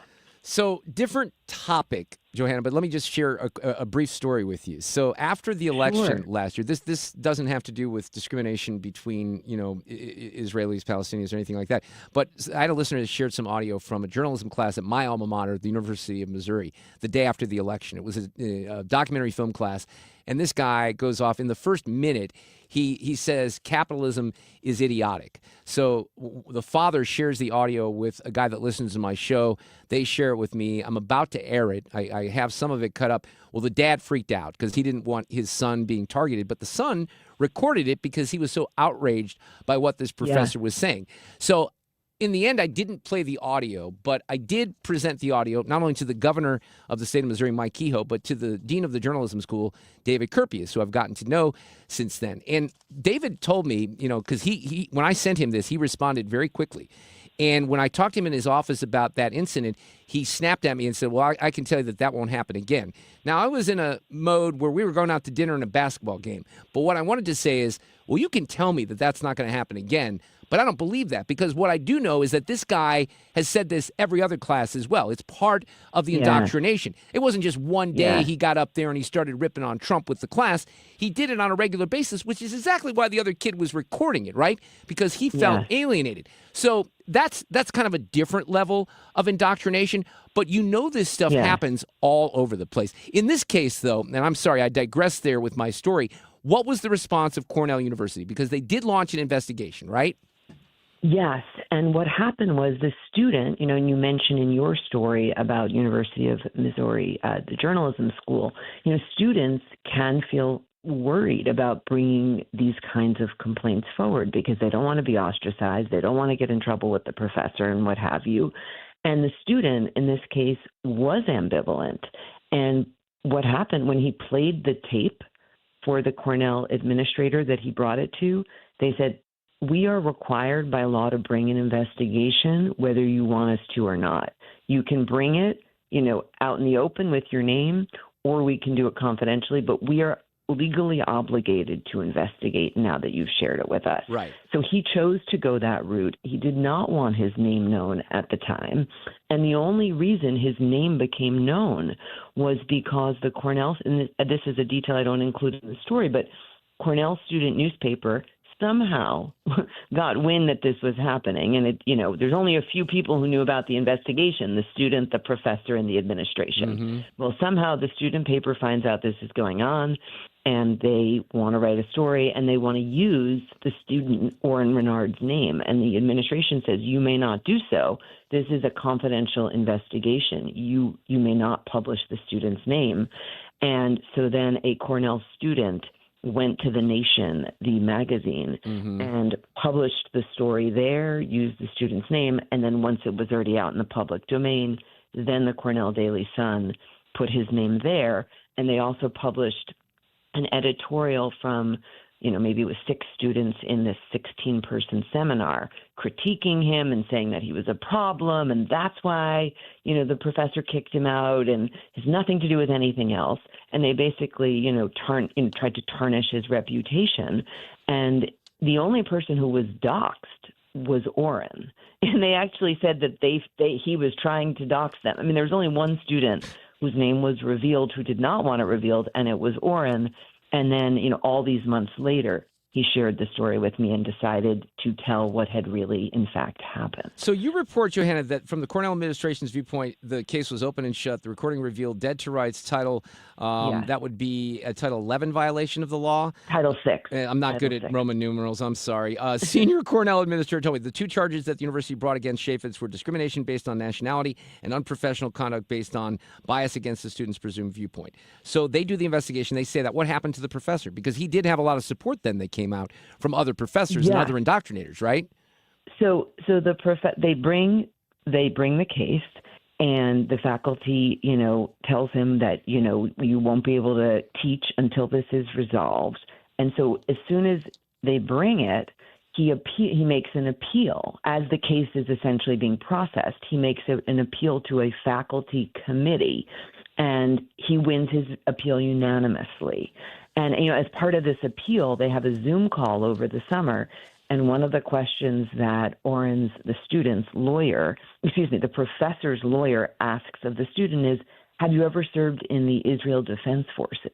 Which, given that, men and women who are Israeli, there is a law where you are required to serve unless you're, ultra-Orthodox or, there's some special exception. So I don't know why that would be relevant information, given that he was literally fulfilling the law. Right. They ask him that question. The faculty now, at first, the case is being brought by the administration, but when he brings the appeal, it goes to a purely faculty committee. So he wins the appeal, and then because, the office that was handling the investigation was newly created, set up only, I don't even know that it was about a year old at that point. So they had one standard of the law, and I don't go into the detail, the minutiae of this in the story. They had a standard that they were using when they were bringing this case. The faculty used a different standard, which was not, according to the administration, the applicable standard. So then the administration said, no, the appeal cannot stand because these are the facts of the case. This is the fact of the law, and we are required to follow it. But even despite all of that, a group of faculty, more than 200 faculty members, although this includes people, who are not all fully tenured faculty or currently teaching, they bring this petition forward to a full faculty Senate hearing, on his side and saying that it's not fair.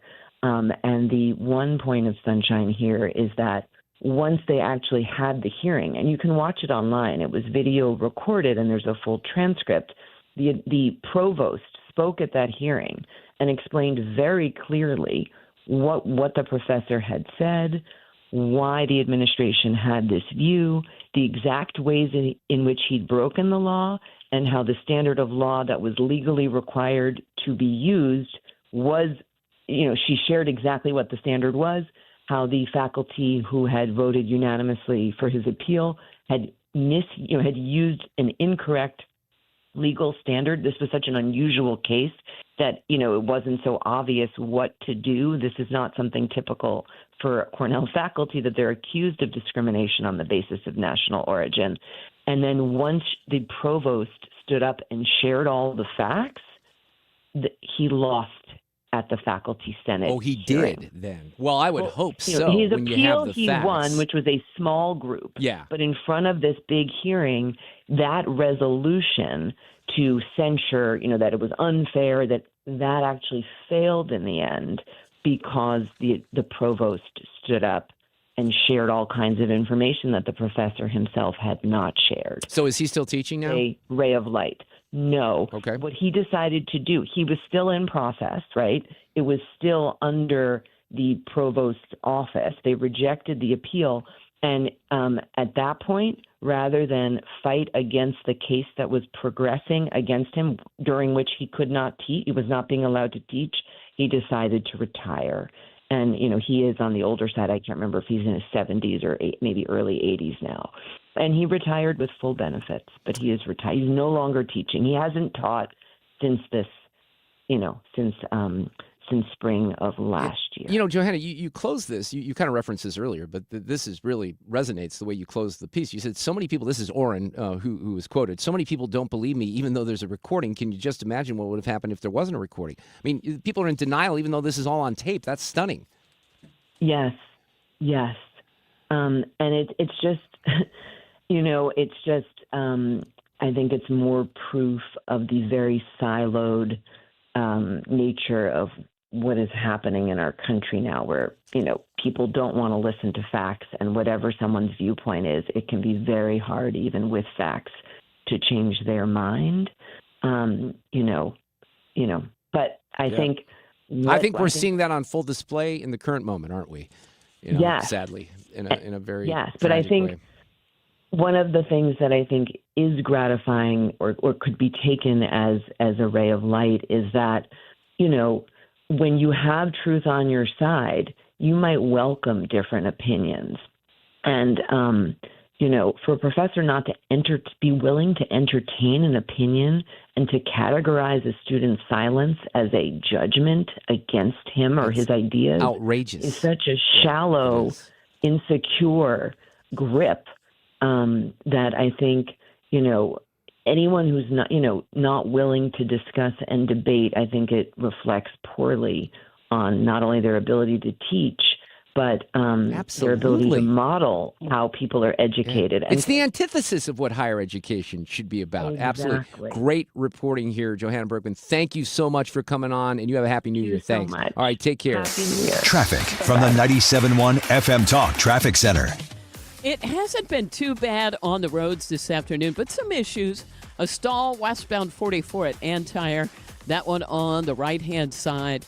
And as far as things go, if you're headed into Illinois, it looks great downtown. 40 a little slow on either side of the inner belt. 44 is lined up, headed for Kings Highway. They've had the right lane down for road work.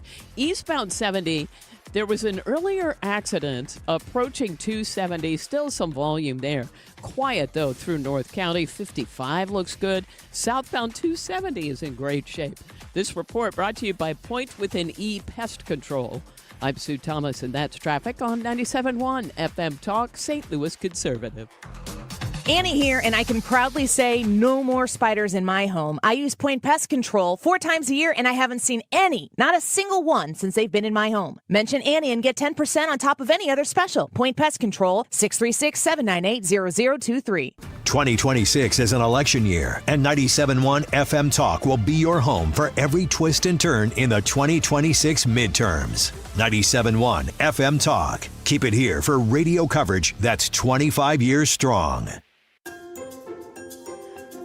Setting goals for your retirement is one thing, but knowing how to achieve those goals is another. For tips on building a better nest egg, listen to the All Financial Hour with Steve All. Let's sit down and talk about your questions, because I think that's the most important thing that it is out there. It's what questions do you have? Saturday mornings at 6 or Saturday afternoon at 4, right here on 97.1 FM Talk. When storm damage strikes or it's just time for a new roof, call my friend Cornelius at C. Marion Roofing. This is Ryan Wiggins. I've used him multiple times for roofs and bathrooms. He's licensed and insured for both homes and businesses. Start to finish, he'll handle your insurance claim and get you the job done right, fast, reliable, and with quality you can count on. I can testify to that. Call C. Marion Roofing today, 314 314-399-2140. That's 314-399-2140. Or type in C. Marion Roofing for all your projects.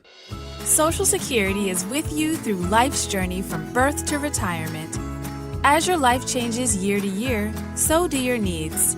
For over 80 years, Social Security has helped to meet your needs and is committed to improving access to the services that make a difference in your life. Today, you can verify your earnings, estimate your future benefits, apply for retirement, manage your benefits, and even change your address, all from the comfort of your home. Social Security's online services help put you in control with secure access to your information anytime, anywhere, allowing you to spend more time with family, friends, or simply just enjoying the day. Social Security, securing today and tomorrow. See what you can do online at socialsecurity.gov. Produced at U.S. taxpayer expense. Nothing makes a gathering great like Eggland's Best Eggs. They're just so delicious with better nutrition, too. For us, it's eggs any style, as long as they're the best. Eggland's Best. Better taste, better nutrition, better eggs. This is the Mark Reardon Show on 97.1 FM Talk, St. Louis Conservative.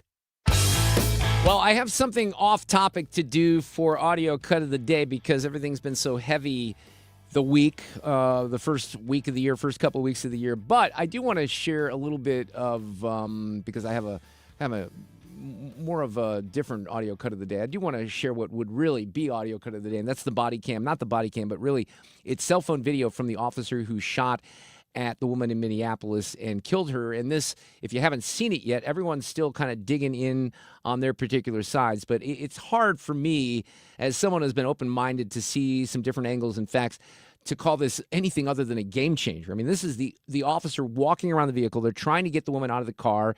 She refuses. Her wife, you'll hear her kind of taunt the officer. There's another woman who taunts the ICE officers, and then things go bad.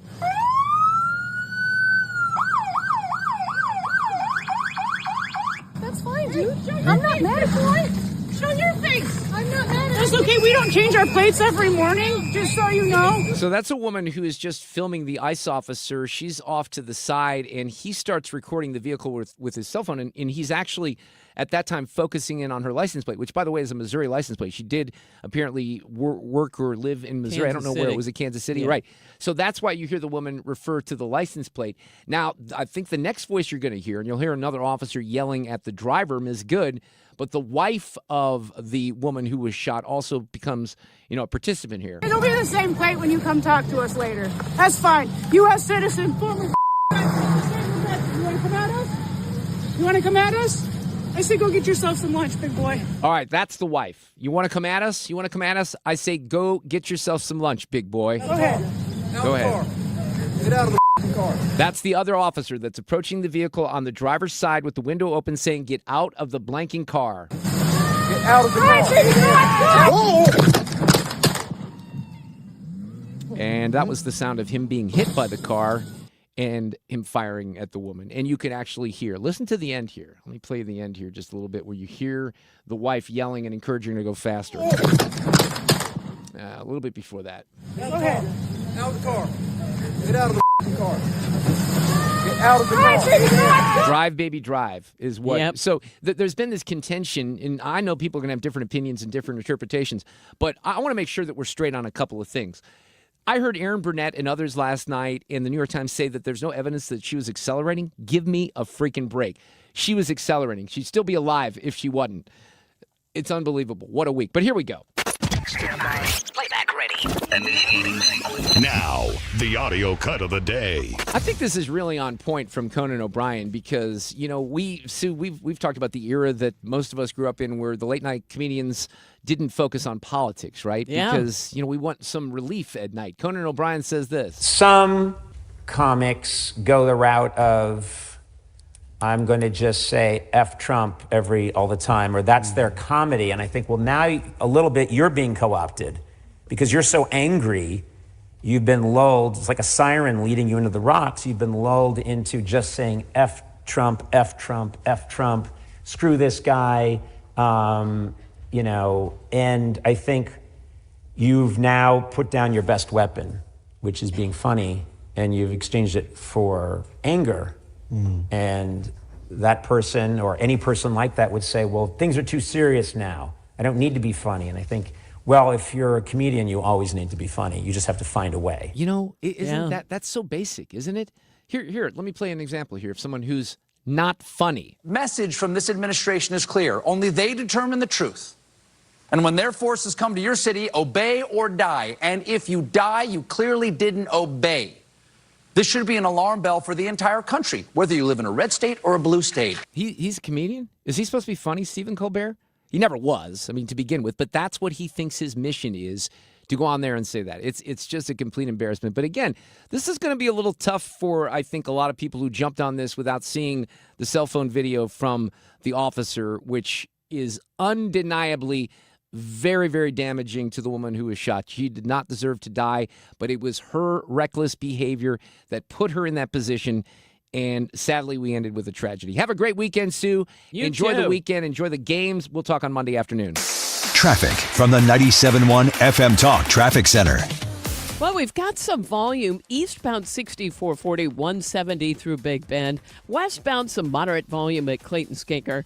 And eastbound is slowing again as you head for the Poplar Street Bridge. It may be, though, a stall near 18th Street. And 44 eastbound, you know, we've got that ongoing road work. They've had the right lane down as you approach Kings Highway.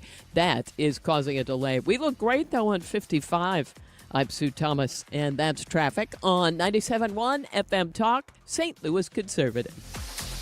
When life happens and you need to sell your St. Louis area home, do what I did. Call my friend